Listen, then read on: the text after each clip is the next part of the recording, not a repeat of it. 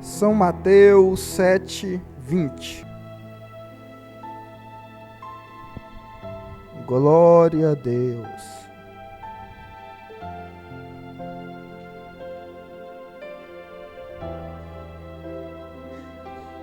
Diz assim a palavra de Deus: e assim pelos seus frutos os conhecereis. Nem todo o que me diz Senhor, Senhor entrará no reino dos céus, mas aquele que faz a vontade de meu Pai que está nos céus. Muitos me dirão naquele dia: Senhor, Senhor, não profetizamos nós em teu nome? Em teu nome não expulsamos demônios? Em teu nome não fizemos muitas maravilhas? E então lhes direi abertamente: nunca vos conheci. Apartai-vos de mim, vós que praticais a iniquidade.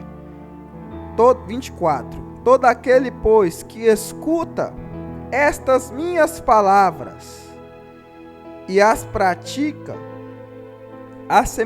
assemelhá-lo-ei ao homem prudente que edificou a sua casa sobre a rocha.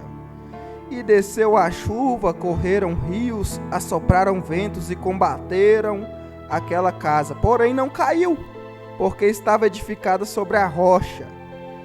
E aquele que ouve estas minhas palavras e não as cumpre, compará-lo-ei a um homem insensato que edificou a sua casa sobre a areia. E desceu a chuva, correram rios, assopraram ventos, combateram aquela casa e ela caiu, e foi grande a sua queda. E aconteceu que, concluindo Jesus esse discurso, a multidão se admirou da sua doutrina, porque os ensinava como tendo autoridade, e não como os escribas. Amém? Pode se assentar, desocupar suas mãos e bater aquelas palmas bem fortes para Jesus.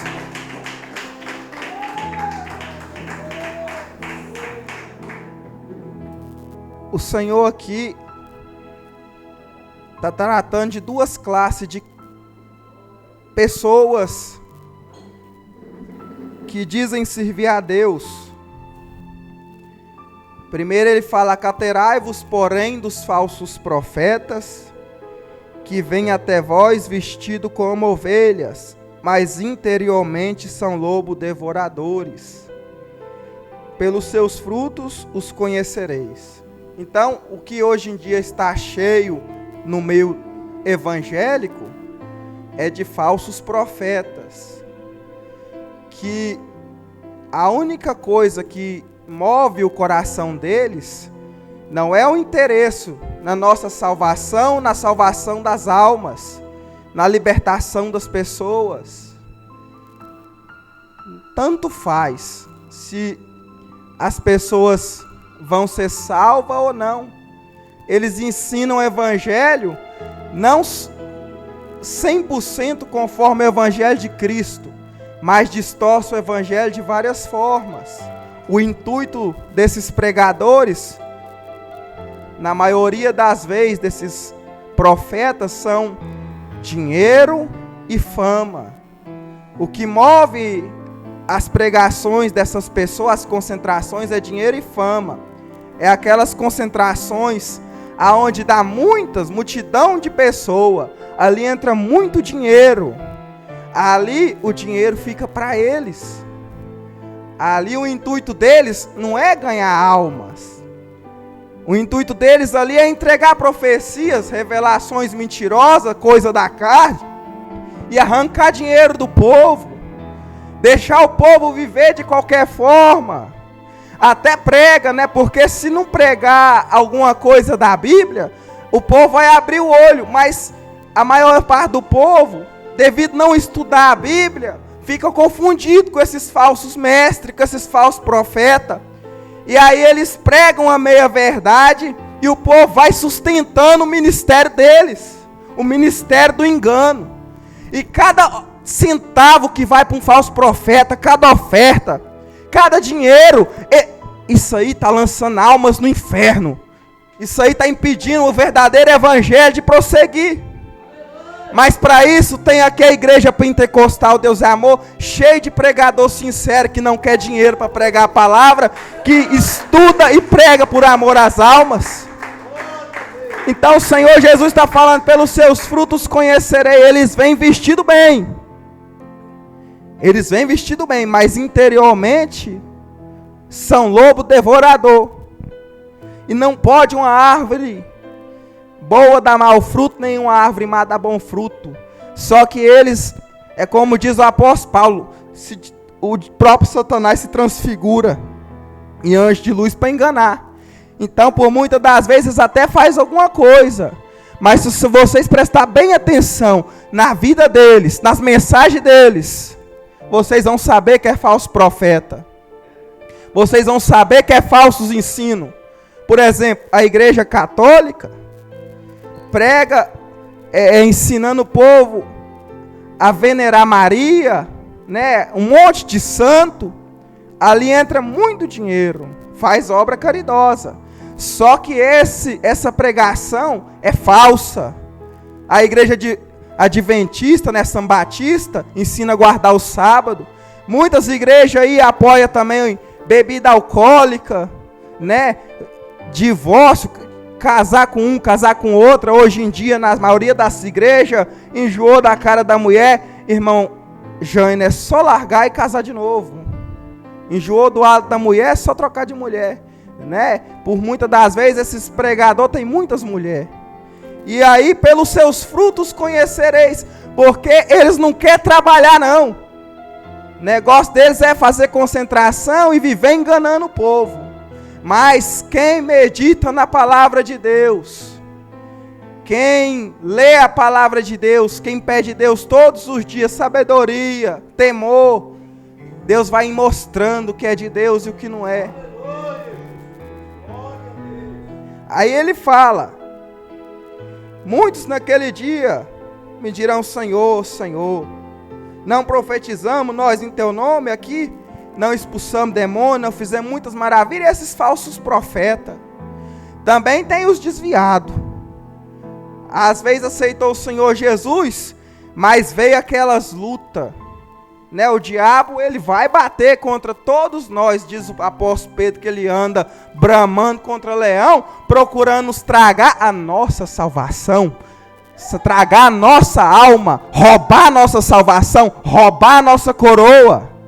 Porque a luta do diabo, diz o apóstolo Paulo, ela é espiritual, é para roubar a nossa salvação, roubar a nossa fé, nossa comunhão, nossa obediência ao Senhor. Mas quem está em Cristo, ele sabe a hora dele correr para Jesus.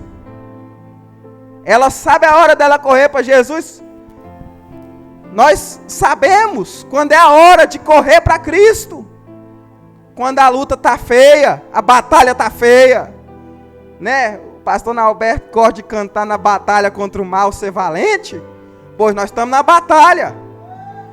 E aí o diabo vai lançar os ventos, ele vai lançar as calúnias, ele vai lançar as fofocas, ele vai lançar os invejosos, tudo que as pedras tropeçam, tudo para derrubar nossa comunhão com Deus.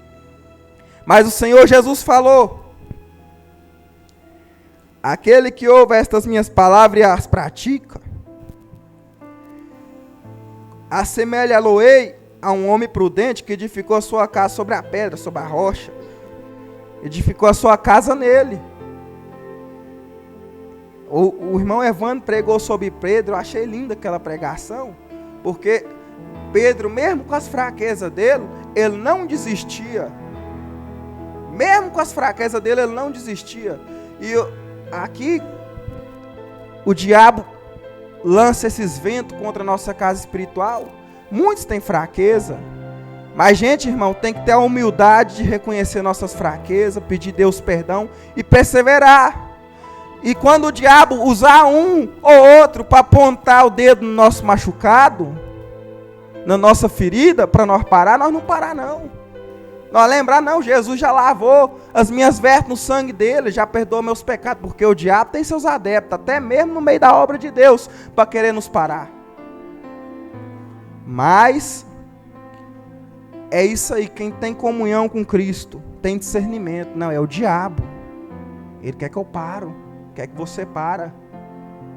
É ele que está soprando contra a sua casa. É ele que está tentando derrubar a sua casa, roubar a sua salvação.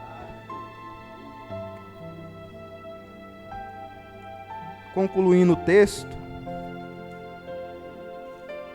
E aconteceu que, concluindo Jesus este discurso, a multidão se admirou da sua doutrina, porque eu se ensinava como que tendo autoridade, não como os escribas, né? Os escribas, os fariseus, eles conheciam muita lei, eles até aumentou 603 mandamentos na lei de Moisés, inventaram um monte de mandamentos, mas não tinha comunhão com Deus. E quando você tem comunhão com Deus com sinceridade, Deus ouve sua oração, Deus te ajuda a vencer sua luta. Então é isso, a palavra de Deus é essa, você tem que buscar de Deus discernimento para saber quando que é o diabo que está te atacando, para você não parar, para você não cair. Quando você errar, você tem que buscar em Deus. O exemplo de Pedro, vou me humilhar, vou pedir perdão, eu vou perseverar, porque Jesus está com os braços abertos para receber todos que tropeçaram e está aí com vida. Se ele não quisesse mais a sua alma, você já teria morrido, mas ele quer. Mas quem não quer que você venha até ele é somente Satanás. Amém? Fica só nessas palavras, o Espírito do Senhor continua falando mais forte no seu coração.